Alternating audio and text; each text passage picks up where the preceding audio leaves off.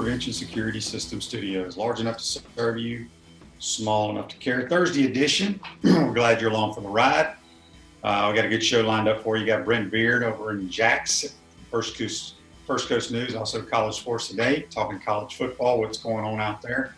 Second portion of the show, we'll be joined by Gator great Aubree Munro, who's also a member of the USA softball team. But let's go ahead and get to the Titan Tomorrow hotline, and we're joined by our good friend, Brent Beaird. Good morning, Brent. How are you? Shane, I'm doing well. Good to be with you as we can talk some college football, and even though we don't have games, which hopefully we will soon, there's still much going on. Yeah, before we get into college football, Brent, I guess, I don't know if you saw this morning or what have you, or maybe it happened last night, but I saw this morning, the National Football League canceled the Hall of Fame game there in Canton, Ohio already. Your thoughts on that? Is that bad news for college football? Not necessarily. It's still just wait and see for this. I know some of these numbers are up, but I think your reality for this is we've got to let the plan just take place. The NCAA came out with a plan that I thought was pretty solid, that players will come back slowly, get adjusted to conditioning, and then they will have summer access activities, as they call it, that will begin on July 13th with some meetings and walkthroughs. And things will kick up on July the 24th. Preseason practices and schedules are to open on August the 7th. All this leading up to fall camp, and then the season. So, no, I don't think at this point that you can take and apply that to college football at this point. It's just too early. And folks need to realize you're just going to have some spikes and some surges. But still, Shane, we've said this over and over again, and I still believe it. These players are where they need to be. They're on campus. They get the best medical care, the best nutrition. They've got a air-conditioned place to sleep. Most of them are in just much better conditions than they were when they were at home in many ways. So I think we just need to keep going, keep progressing, and just see where we are at the end of July, as Greg Sankey said a few days ago, that he'll be able to evaluate it a lot more then. Yeah, because, pretty much every school has reported, kids testing positive, whether players, volleyball, whatever sport it may be. It's going to happen. I salute what the PGA Tour has done. They've played now back-to-back weeks. This will be the third week they've been back. They've had a couple of players and caddies test positive, but they basically quarantined those guys. They aren't allowed to be in the new tournament, but the tournaments are going forward. So I agree with you, Brent. The best place for these student athletes to be is back on campus, as you mentioned, so they can eat properly, train properly. Kids are going to get it. It's impossible to keep them from getting it, and we just have to deal with it. Well, and truthfully, it may be even better for some of these teams that they get it and get it out of the way. You'd much rather be dealing with this in June, wouldn't you, Shane, than having to deal with it at the end of August or in September, something of that nature. And again, you've got situations like the one that happened at LSU, to where the headlines were something akin of 30 players at LSU had the virus. Well, that wasn't necessarily true. What happened here is that you had a few players get the virus, and then you had several other players that had been in contact with someone who had the virus, but doesn't necessarily mean that they had the virus. So a lot of the media love these sensational headlines of X number of players have got the virus, let's panic. But you've got to have some common sense with this and be able to deal with it and drill down and find out what's really going on. So the 30-player headline that came out is a great example of you need to look at this closer through the eyes of the media and find out really what's going on. We're speaking with Brent Beaird. You can follow him on Twitter at Brent Beaird. Brent, let's talk about the state of Kentucky. They had to move around some dates of some college football games due to the Kentucky Derby. Well, and listen, for the college football fan, frankly, this is tremendous stuff. Louisville and NC State now will play on Wednesday, September the 2nd, and then Kentucky's opener has been moved to Thursday night, so we will have a SEC game on Thursday night. And look, this is a tremendous week for college football. Usually we go from Thursday to Monday, but now we're going Wednesday to Monday. So that's incredible, frankly. Personally, I wish every week was that way. We know it can't be, but for the fans, it's going to be tremendous. Ending with Georgia and Virginia, people may have forgotten that, on Monday night. So, yes, and listen, that was pretty smart for the state of Kentucky. Now, look, obviously the Kentucky Derby is not normally in September, but this year it is, and that's what they're going to have to deal with. So just move your football games to where you've got a lot more people watching you. And Shane, isn't it obvious that Louisville, NC State, and Kentucky are going to have a lot more eyes on them being on Wednesday and Thursday than they would have been just got swallowed up in the schedule? What were some of the other bigger games with more teams coming on that Saturday? It's good publicity for them, no question about it. As we mentioned a few minutes ago, LSU, some other teams had a bunch of players quarantined, but as you mentioned, not all were tested positive. But Kansas State and the University of Houston had a bunch of kids, I think, test positive. They just basically shut down all operations. And they'll be basically shut down for about 2 weeks, and then they'll get going again. We don't all know what that means. I mean, I'm gathering they're probably looking over the protocol, and they're probably testing and retesting and just kind of getting things in order again. But the thing we've got to remember, still, even with that going on, that they will have plenty of time to get up and going again.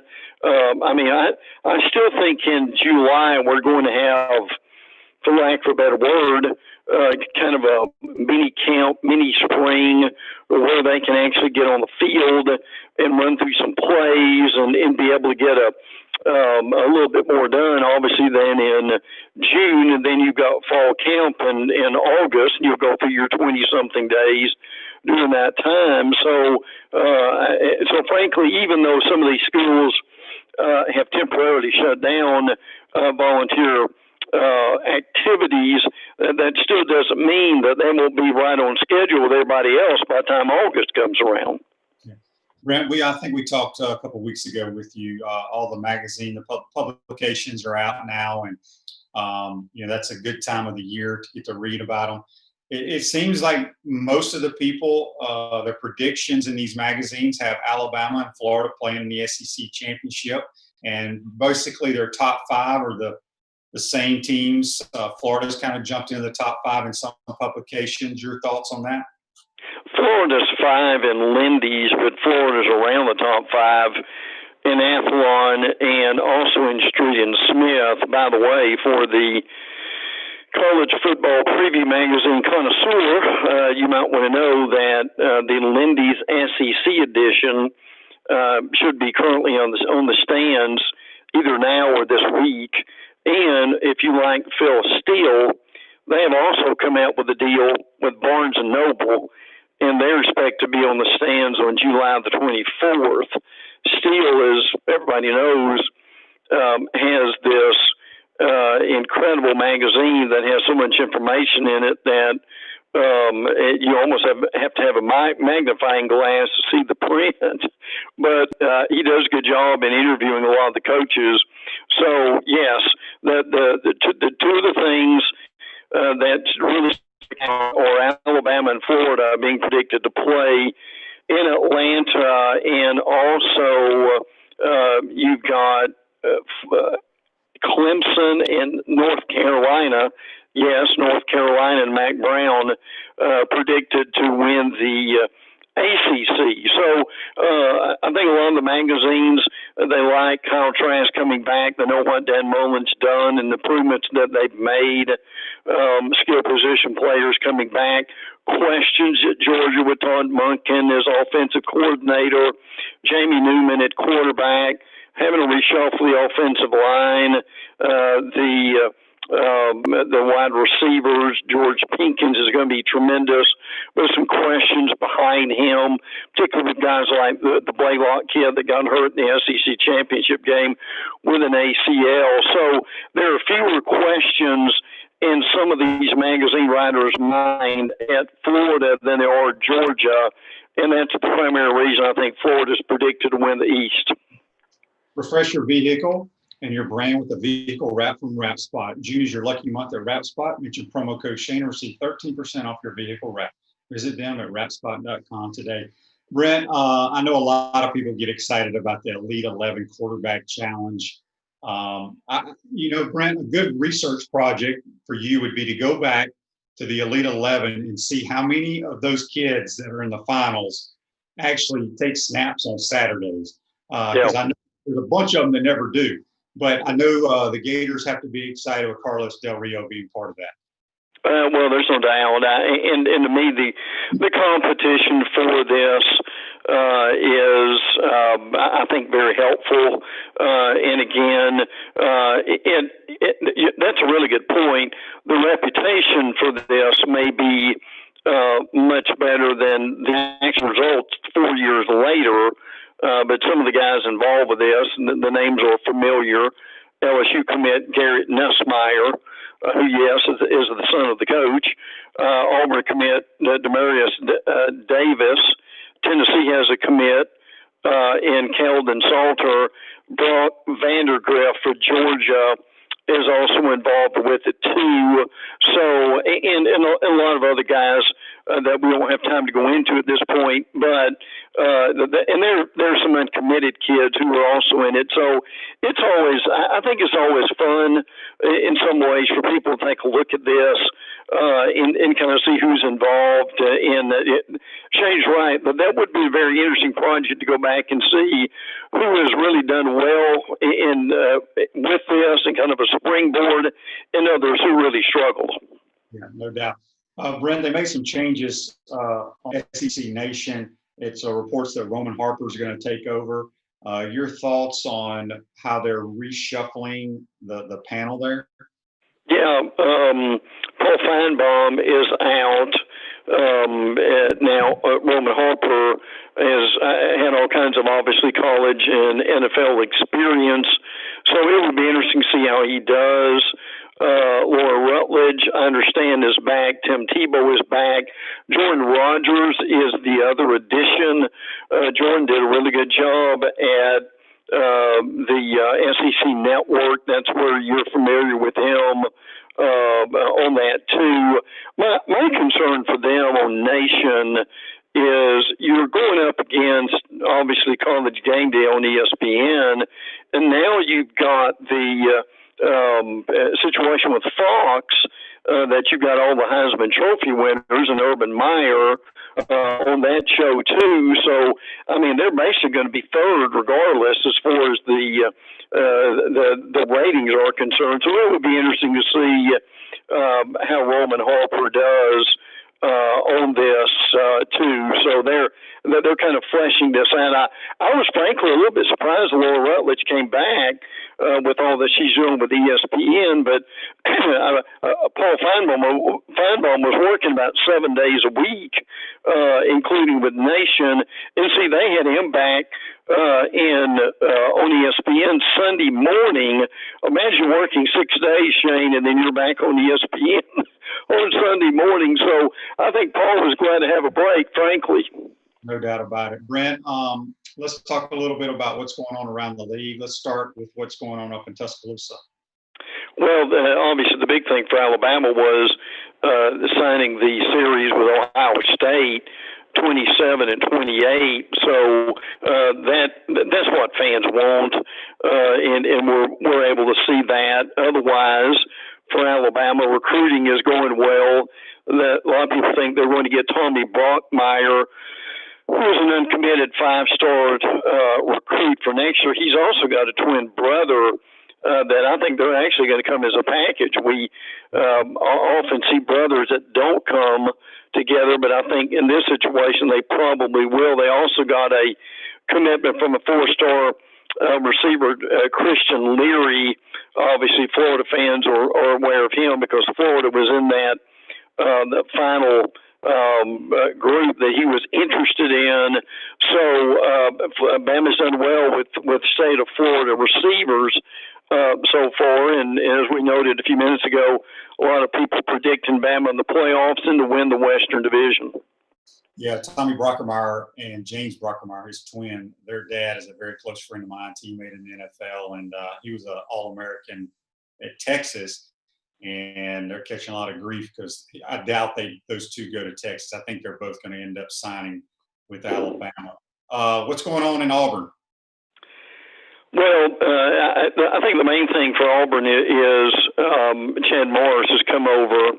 Obviously, he was at Arkansas and previously at SMU. The question is going to be, is Gus Malzahn actually going to let him run the offense? My answer to that is maybe for a game, maybe for a half, before Gus takes that back over again. So that's going to be a real challenge for him. I know Connor O'Gara was Saturday down south made some interesting comments in one of his articles this week about Chad Morris. It talked a little bit about that he has been in charge of 5 offenses, and only one of them finished in the top 70 in scoring. I think Chad Morris is a pretty good football coach, and if Malzahn lets him alone, that he'll do some pretty good things with that offense, including Bo Nix, who I really like, and some seasoned receivers. But yet that obviously remains to be seen, doesn't it, Shane? No doubt. Let's talk a little bit about Georgia. What's going on up in Athens? I thought I read somewhere they're over their limit with scholarships at this time, right? They are, and they will obviously lose some guys. They've got 89 on the roster and 85. They'll end up getting paring down.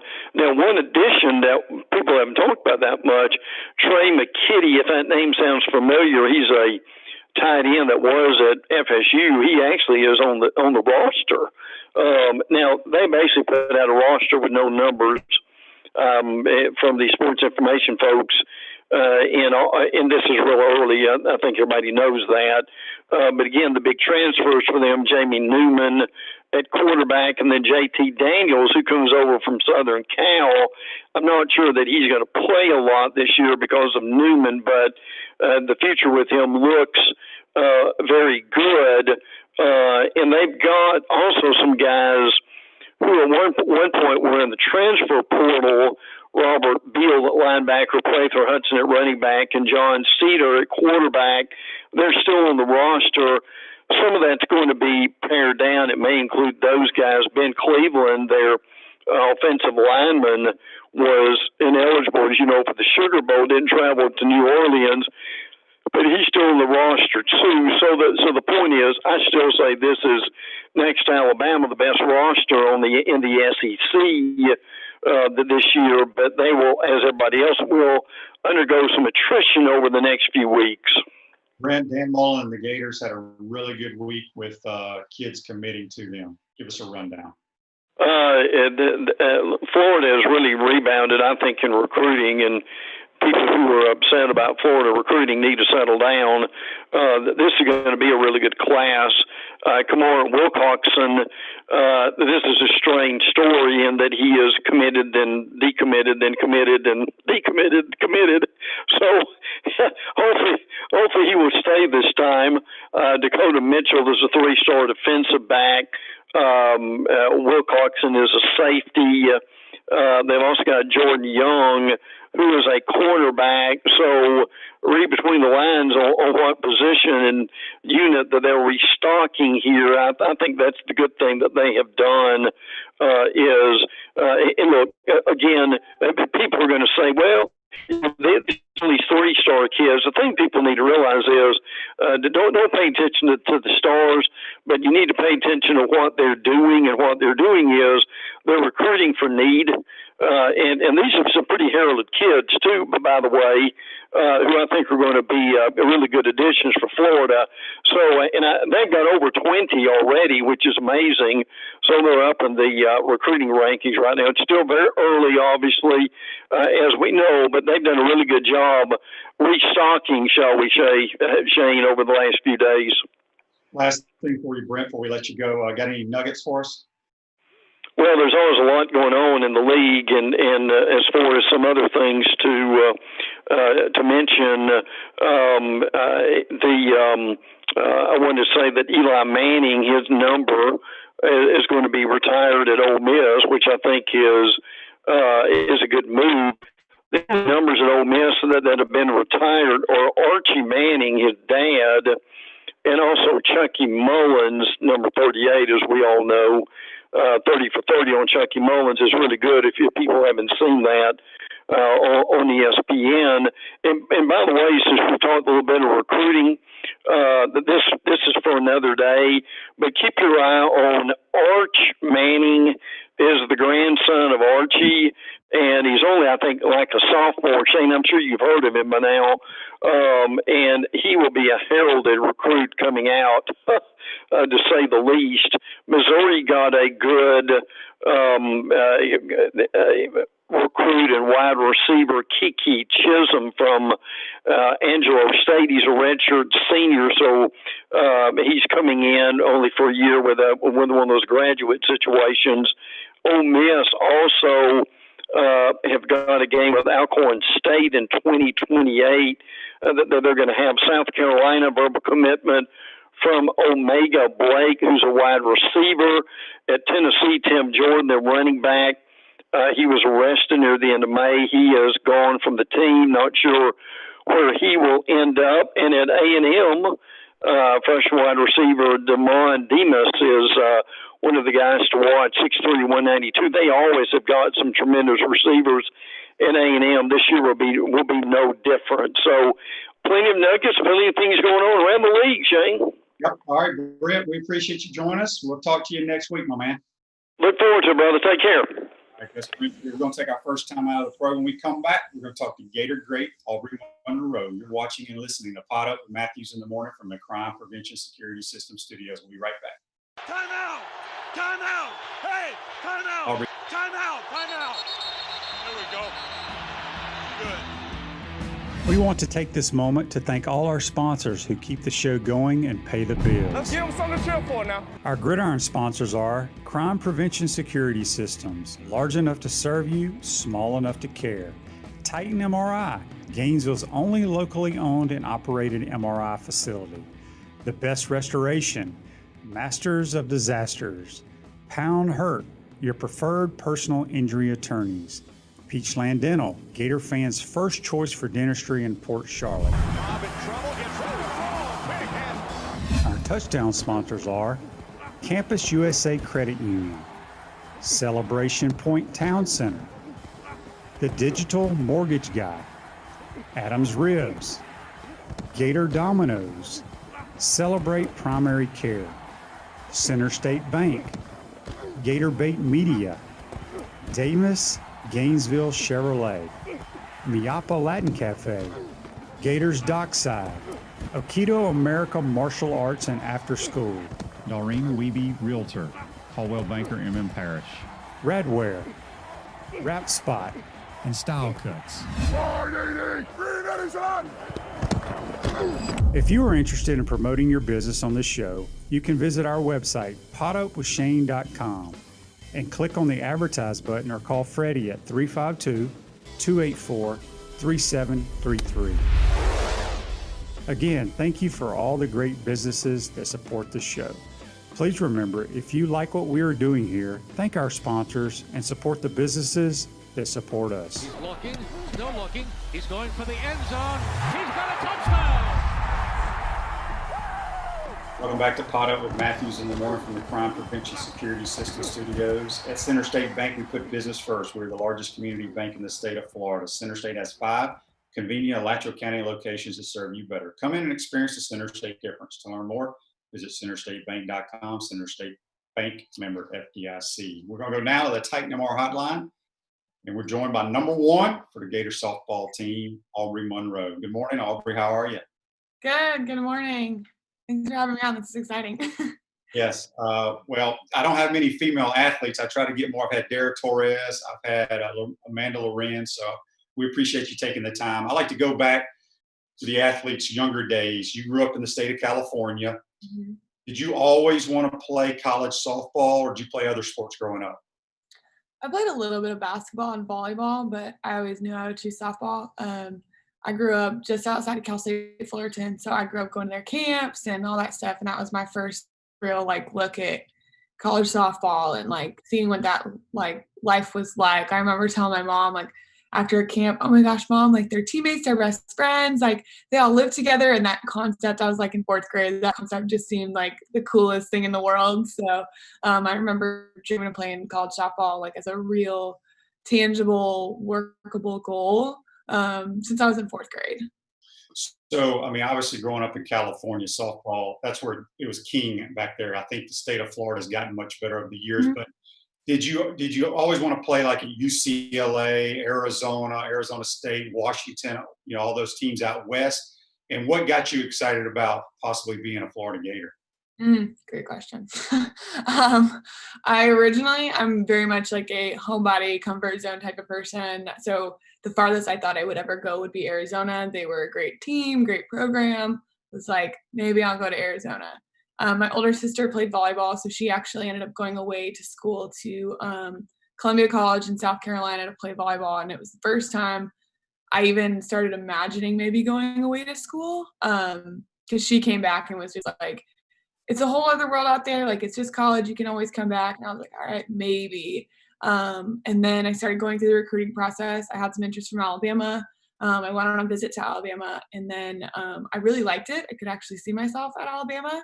And then my travel ball coach was just if you're interested in Florida, you should probably go now, because I really wanted to go during softball season. I wasn't really I didn't grow up on college football or anything, so I was I want to go and see them do what I'm gonna go do. And so my mom and I had this whirlwind trip to Florida from the West Coast, red-eye flight there, red-eye flight back. It was so hot. My mom's thinking there's no way she's going to want to go to school here. It was record temperatures. And I remember meeting the girls and just being whoa, I see myself with this group. I see myself with this culture.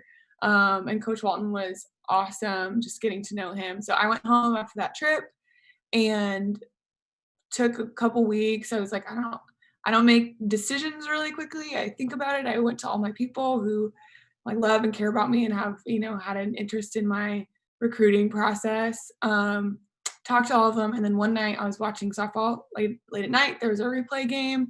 And what do you know? It's Alabama versus Florida. And Coach Walton went just absolutely nuts on an umpire over a play at the plate. And most kids, when I tell this story, they're what? Why was that the thing that made you want to go there? And I remember looking at that, watching that as a high school kid. I was a sophomore in high school, towards the end of my sophomore year. And I remember thinking, I want to play for that guy. He just went to bat for his team and didn't care what it looked like or anything. He just was for his team. And so I called him the next day. I said I wanted to be a Gator, and he said, all right, start thinking about your number. And I was well, I would probably die if I could be number 1 in college. He was it's yours. All right. I'm okay. So that was it. And I just, it's pretty cool because when I think of that decision and how that was so important to my decision, how he went to bat for his team and how that was the thing that tipped the scale. That was what triggered my gut feeling about okay, this is where I want to be, especially as a sophomore. is that I saw that throughout my career, that loyalty and that that like going to bat, and like even for me personally, he had my back so many times throughout my career. So it's cool when I look back to be like, that was the thing that made me want to go there. And like, there's so many instances throughout my career that I saw that. Yeah, that's good stuff. Talk about Tim. Tim's a California guy himself, and he's had so many great players. Y'all come from the state of California. Y'all get to play that tournament early in the year out there where your family and friends can watch. How difficult is it for girls to come? Because you don't see football players really go across country to play football for whatever reason. How difficult was it for you girls to be so far away from home? I think everybody kind of handles it differently, because I think there's a lot of girls that are like, I want to get as far away as possible. And then there's a lot of girls like me that are like, I never imagined going far away, let alone the other side of the country. I struggled a lot my freshman year, being a lot more homesick than I expected. But I think a lot of us just like, you get going into season and you're having so much fun. And like, then if you make it to the World Series, your whole family's there, like living that with you. And so it's tough, but I think the landscape of our sport, especially considering like softball, it's grown a lot. So a lot more conferences are a lot more lucrative and things like that. But when I was growing up, it was the Pac, and like that was it. And then as I started getting into high school, like, what's this SEC conference? Like, what are they doing? They're getting kind of hot. And so I think the competition and the resources that you get at SEC schools and all that stuff, and a lot of us just had a really good experience. So while you might get homesick, you might miss your family, coach always makes a point to go out to the West Coast in some way, shape, or form during season. So your family's gonna get to see you play every year. And then also just like, the SEC Network started, I think my sophomore year. So my parents never missed a game. They were able to watch everything. So I think, yeah, it's hard sometimes, but the idea of being able to play in the World Series, or the idea of being a part of a culture like that is competitive, and then also just being at a school with that many resources and knowing that like my family will still be able to see my career unfold in a very personal way. Yeah, we got a Facebook Live here question for you. It's brought to you by Meldon Law, where you matter most. Dan wants to know, what are your thoughts about playing the Olympics? Ooh, it's a dream come true, honestly. Like, I was a kid at a tour stop at Cal State Fullerton when I was in 4th grade. I watched them on their pre-Olympic tour in 2004, and that was the first time I ever thought of wearing a USA jersey. Like, I had every school project in 4th grade was red, white, and blue. Like, that's peak, like, just peace, love, softball. All I want to do is play softball, everything. And then, you start growing up and you start realizing that you need a little balance.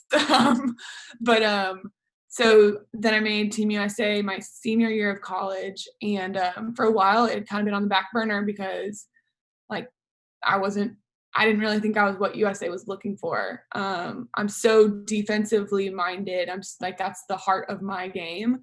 And I've always like fought for the offensive stuff. And so it just kind of felt like it wasn't going to happen, that I'm not the type of player they're looking for. And that was after national championships and being like catching all the way through all those things, being a part of some really special teams.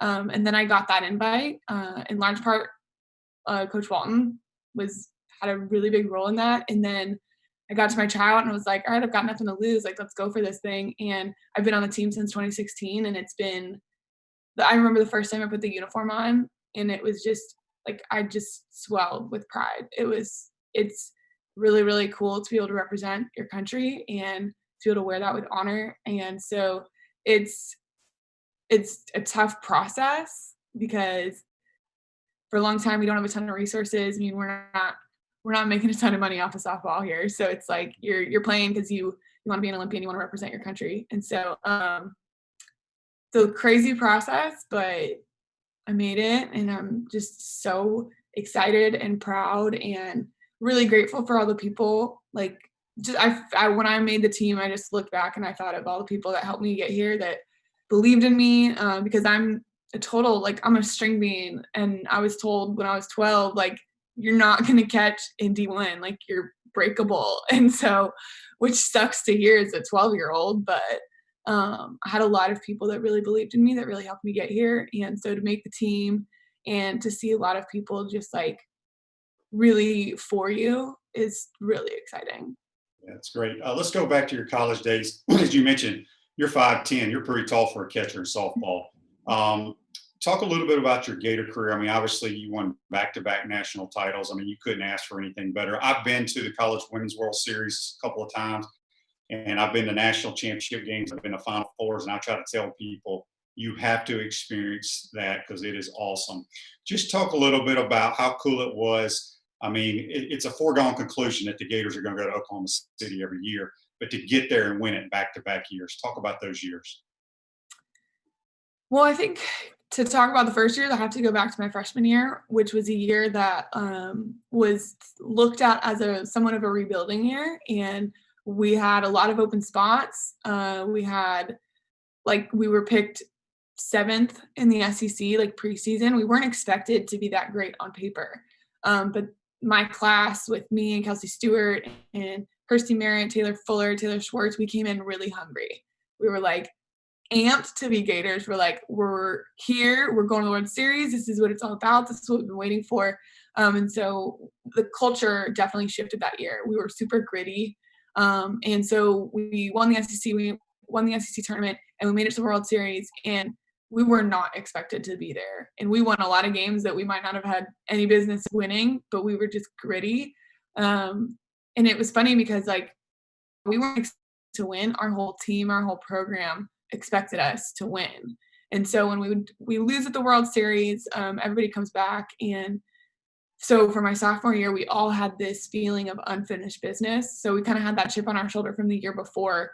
And so we just were really focused on the work and the showing up every day. And everyone really bought into that. And Coach Walton had asked us, like in our fall meetings, do you think this team can win a national championship? Like would it be your goal to win a national championship? And yes, every one of us.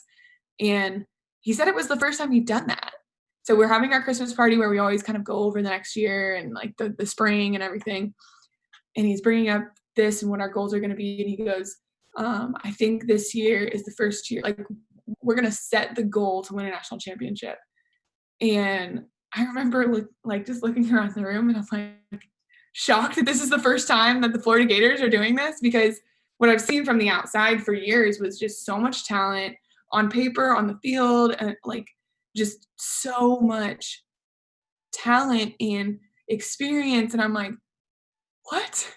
This is the first year we're doing this? And then so I said that and I was like, well, awesome. I'm glad everyone's on board, but like I came here to win a national championship. And I think a lot of people came here to win a national championship. I already thought that was the goal every year. And so we just kind of talked about that. And Coach, I remember him looking at me like, yeah, okay, cool. Glad we're all on board. And so we worked that way. That was our goal every single day. Coach has always been really good about like finding kind of off the field ways to bring us together on the field. And so we had a lot of fun stuff that year. And then Hannah Rogers just went on a run.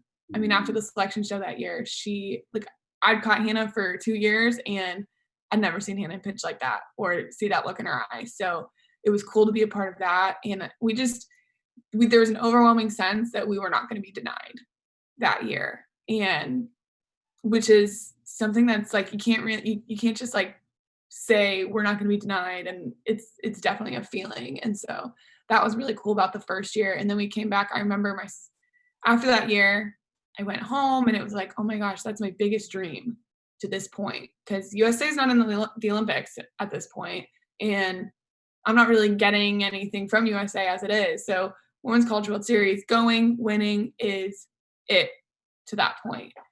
And I remember being like, I have 2 more years. Like I don't want to be done. I don't want that to be the peak. And so we came back and Coach Walton even was like, okay, we set a goal last year. Like what's our goal this year? And I was like, let's do it again. Like we know what it takes now. We've been there. You know, you have that kind of like we busted through the door kind of feeling. We know what it takes.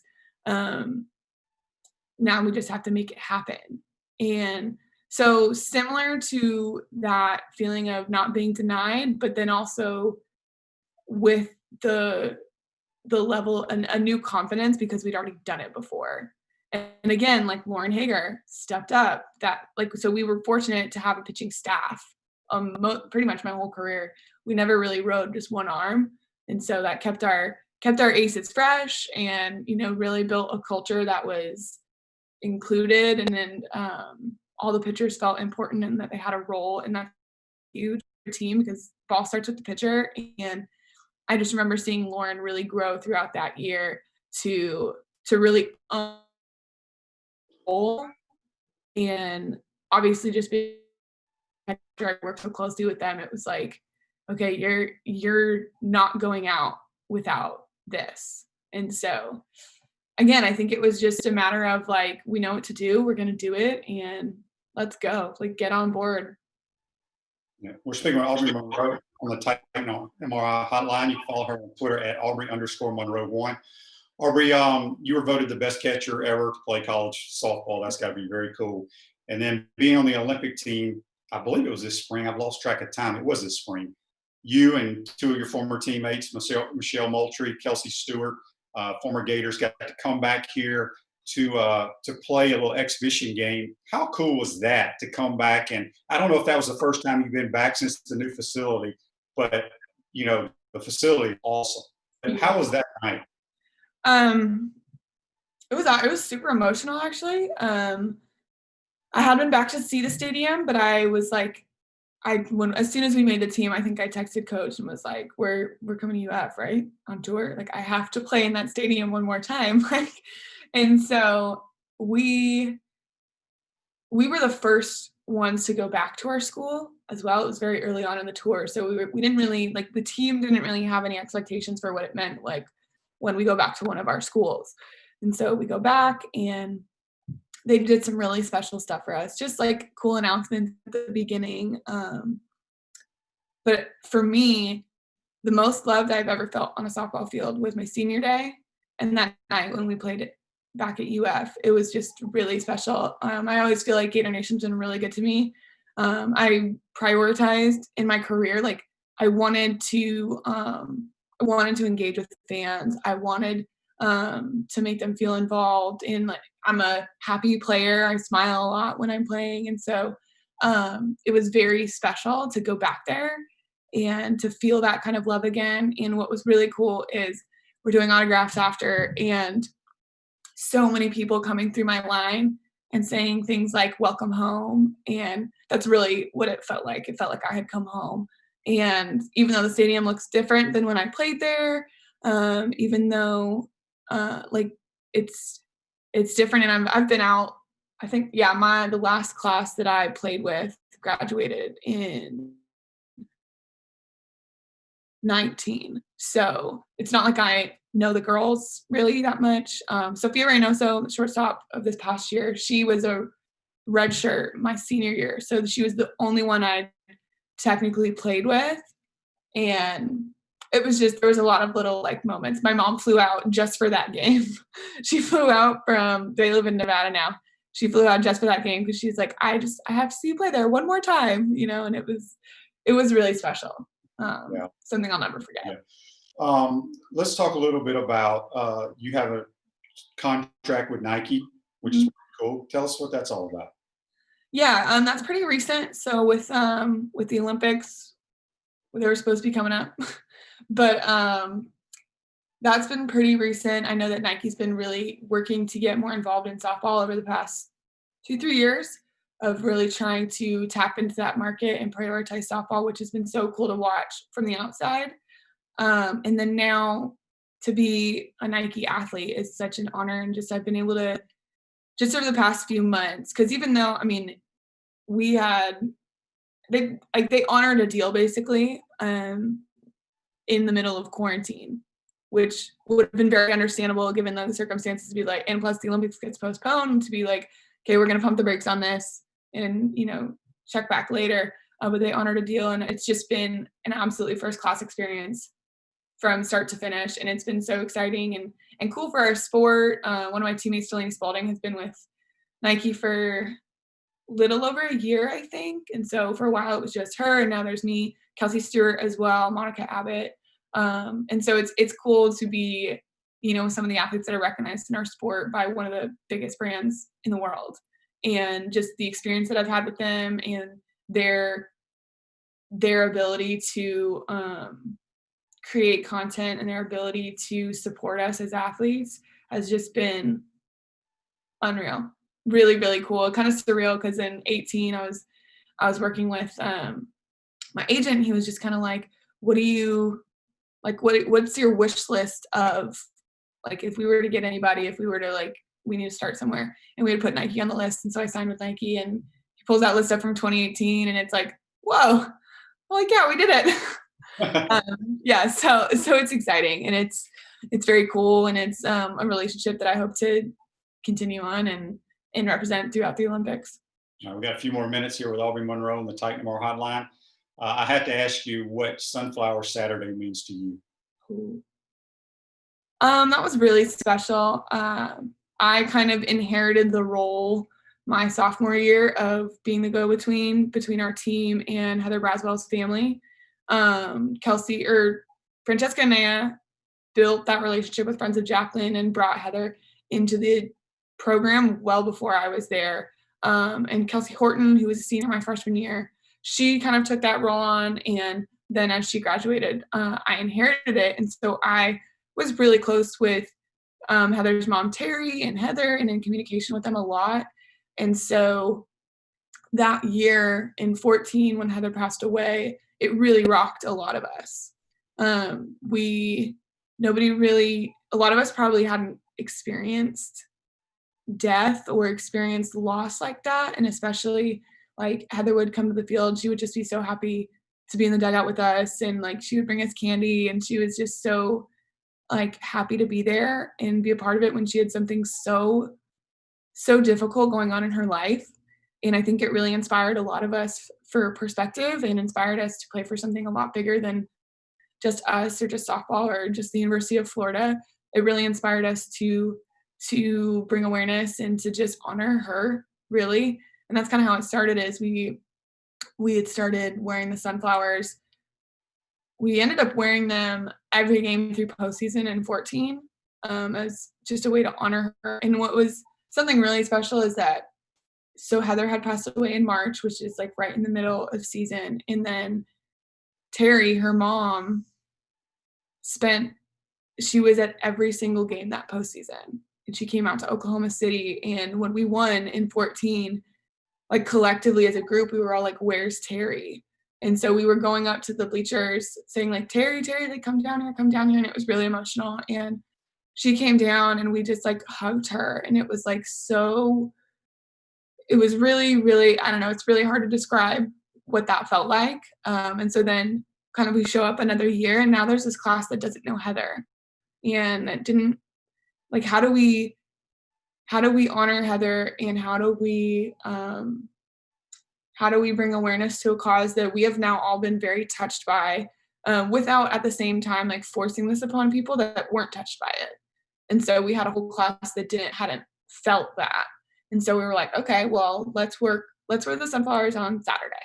And it became a tradition. And what's been really, really cool was how much the fan base got behind Sunflower Saturday, and how much that has actually become a staple in our program. Like, because when I was there, it was so fresh, it was so new. Like, we didn't know it was going to be a thing. We just felt very, very strongly about how we felt about what had happened. And I remember as I graduated, Amanda Lorenz was a freshman that year. And I remember telling them, like, hey, we wear sunflowers on Saturday to honor Heather. I'm like, I'm not gonna tell you guys that you guys have to do this forever, because if it doesn't mean something to you, then it doesn't mean anything to anybody else. I'm like, but just so that you guys know, we wear these sunflowers for Heather Braswell, who was a part of our program, who passed away, whose family has supported us through everything in the hardest times of their life. We wear these sunflowers to raise awareness, and we wear these sunflowers to remind us that there's a lot more going on in the world besides softball, and to give us some perspective. And it's been one of my favorite things about being a Gator is going through that experience and honoring their family and all those kids that are fighting and fighting for and through the cause for pediatric cancer. And when they redid the stadium and there's that whole front gate up on the concourse that tells Heather's story and sunflowers all over it, like that's, I think, one of the things I'm most proud of when I think about being a Gator is how that legacy, that specific legacy has really taken hold, that everyone bought into that the fans, they make their own Sunflower Saturday shirts to wear on Saturdays. And when I go out to travel ball fields and I see girls with sunflowers in their hair, it's like they might not fully understand, but it really gives me an opportunity when I'm out to be like, whoa, holy cow, you're 10, you have no idea who Heather is, and I get this opportunity to tell you. And so yeah, it's they adopted Hartley in 19, and so to see that kind of come full circle and see that experience was very cool. And to just continue to honor and support those people. I know Coach Walton feels strongly about it, and that's one of the greatest honors, I think, of my career, is to be a part of that. Yeah, it's good stuff, no doubt about it. Last thing for you, Aubree, we had a question here on Facebook Live brought to you by Meldon Law, where you matter most. Jeff wanted to know, what's bigger, a national championship or an Olympic gold medal? Well, it's an Olympic gold medal, but there's nothing quite like the first.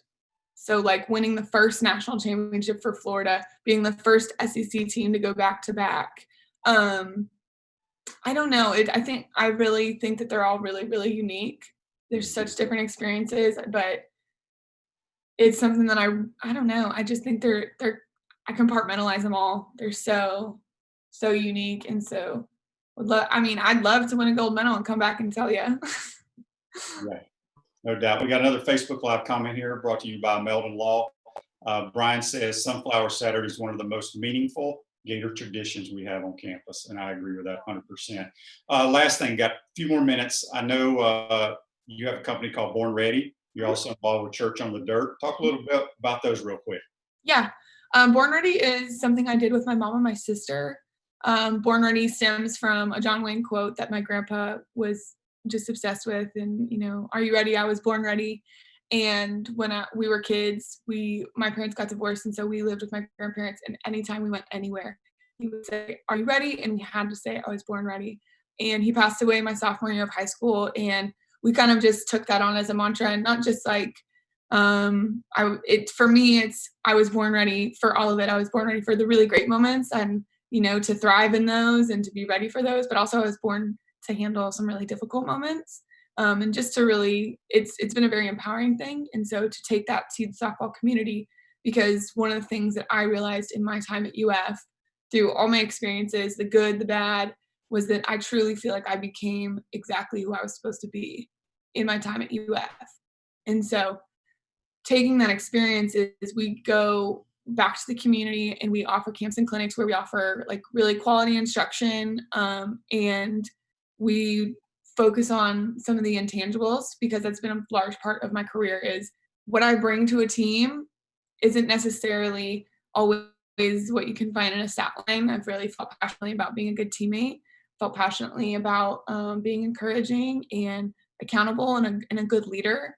And so we try to take that to the next generation, particularly young girls, and giving them a voice and giving them an opportunity to write down goals and to dream big and to put action to those goals.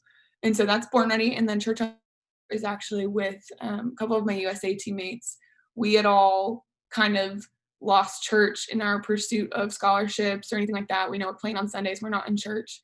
And so like for me, my relationship with Christ grew like crazy in college, particularly my freshman year. And we all kind of had a story like that. And one of my teammates wanted to bring church to the field, as opposed to, a lot of people feel a lot of conviction about, my kid's not in church and we're playing, but like, I don't want to take her out of softball because she loves it and she has talents and things like that. So our goal is to just bring those two communities together And we do that we offer chapels to teams. We have an app where we have devotionals on it. So maybe that's something you do with your family on the way to church. We have a podcast where you can maybe listen on your way to softball. And we do church services out at the field when we're available. So that's been really, really empowering, really powerful thing that I've been able to do with the game. And I get to do it with my best friends and just kind of see where that leads. We've only been doing it for a couple years, and that's with a USA schedule that's crazy sometimes. So, but it's powerful stuff, and I'm really proud to be a part of those two things. Well, we appreciate you taking the time to join the show today. I could talk to you for an hour. We have a ton of Facebook Live comments and questions I couldn't get to. We'd love to have you back on here one day. And good luck. Take care of those knees now. All right. Yes. That's Aubree Munro. Join us on the Titan MRI hotline. Thanks, Aubree. All right. Thank you. Today's show is a wrap brought to you by WrapSpot. A vehicle wrap from WrapSpot will give your business years of brand recognition and increased sales. Call WrapSpot today. Stay safe, folks. We'll talk to you tomorrow. Take care.